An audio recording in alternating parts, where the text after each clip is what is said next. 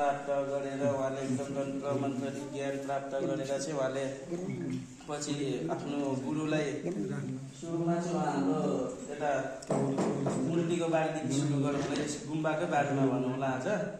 उहाँ हुनुहुन्छ अवलोकेश्वरी फपा चेङ्ग्रेसी भनिन्छ। उहाँको अवलोकेश्वरी फपा चेङ्ग्रेसीको उहाँको नाम हाम्रो बुद्धको पहिलो बुद्ध यहाँ नेपालमा जन्म हुनुभन्दा नि पहिला धेरै नै उहाँ बुद्ध भन्नु पहिलो एउटा चाहिँ अवलोकेश्वरी फपा चेङ्ग्रेसी हुनुहुन्छ।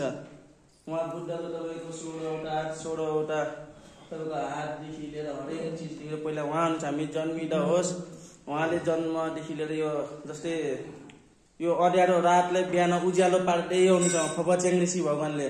बुद्ध भगवानको पहिलो अवतार हुनुहुन्छ उहाँ।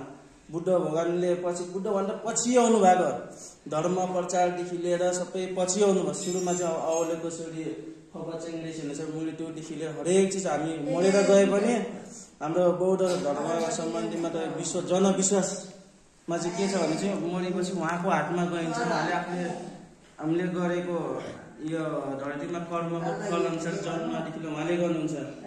र त्यसपछि गएर चाहिँ बुद्ध भगवान चाहिँ सुरुमा 11 एउटा राजा रानी हुनुहुन्थ्यो कपिल वस्तुमा।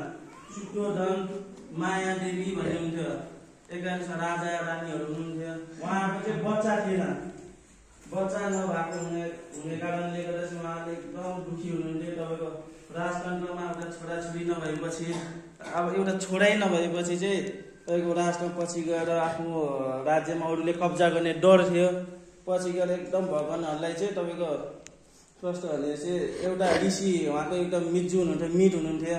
ऋषि भने चाहिँ तपाईँको ज्योतिषी ठुलै ज्योतिषी उहाँलाई बोलाएर यस्तो यस्तो बालबच्चासँग हामीले के गर्नुपर्छ यसको लागि भनेपछि उहाँले भन्नु दान पुण्य जति गर्यो हामीले दान पुण्यदेखि लिएर तपाईँको दान दक्षिणा गरिब दुखीले जति सेवा गरे आफूलाई फल मिल्छ भन्छ। हाम्रो दान चाहिँ एकदम ठुलो पुण्य मानिन्छ। उहाँले चाहिँ राजा रानी त्यसैले नै गरिब दुखीहरूलाई सबलाई तपाईँको यो जस्तो उहाँको राजतन्त्र एरियादेखि सबै गरिब दुखीहरूलाई दान दक्षिणा गर्दै जानुभयो। अनि त्यो दिनको तपाईँको अषाढको पुण्य भनिन्छ। तपाईँको त्यो दिन चाहिँ एक राति चाहिँ उहाँ माया देवी शुद्धोधनलाई चाहिँ सपनामा सेतो हात्तीले एउटा कमलको फुल लिएर आउनुभयो। भगवानहरू मान्छे गुन आयो सपनामा कमलको फुल लिएर आएपछि तपाईँको दाहिनेपट्टि कोखमा चाहिँ कमलको फुलले चाहिँ रानीले चाहिँ एकदम घोपिदिनु भयो।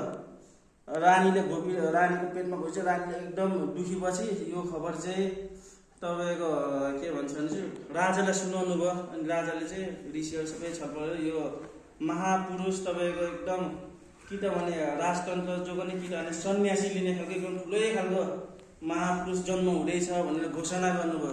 त्यसपछि जन्म हुँदाखेरि चाहिँ उहाँको जन्म पनि भयो। जन्मदिनमा 7औं दिनमा उहाँको आमाको निधन भयो। अनि उहाँलाई हेर्ने चाहिँ उहाँ राजाको कान्छी श्रीमती प्रजावती गौतमीले हेर्नुभयो। उहाँले राखन दारानदेखि लिएर पालन पोषणदेखि लिएर सबै गर्नु 9 दिनको दिन ऋषिले चाहिँ ठुल्ठुलो ज्योतिषहरूदेखि न्वारानहरू गरिन्छ नि त हाम्रो बौद्ध धर्ममा 9 दिनमा न्वारान गर्ने।